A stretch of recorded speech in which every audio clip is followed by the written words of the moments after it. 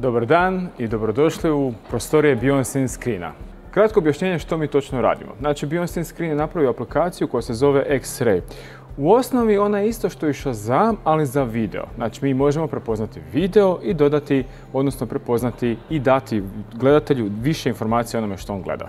Ono što gledate, pa vjerojatno znate što gledate, no nekad se pitate što postoji iza toga. Ako je film povijesne građe ili neki zanimljivi specijalni efekti sa skeniranjem našom aplikacijom, video sadržaja koji vi gledate, sve te informacije možete dobiti na jednom mjestu.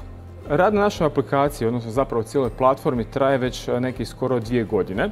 Krajnji onaj cilj je da doslovno postanemo taj Shazam za prepoznavanje videa u svrhu dobivanja tih dodatnih informacija. Pošto naša aplikacija trenutno postoji u beta verziji na Google Playu i iOS Storeu, možete ju slobodno skinuti i s njom se poigrati. Naime, to još nije završni proizvod i upravo vaš feedback o tome proizvodu će nama biti jako bitan da znamo kako dalje.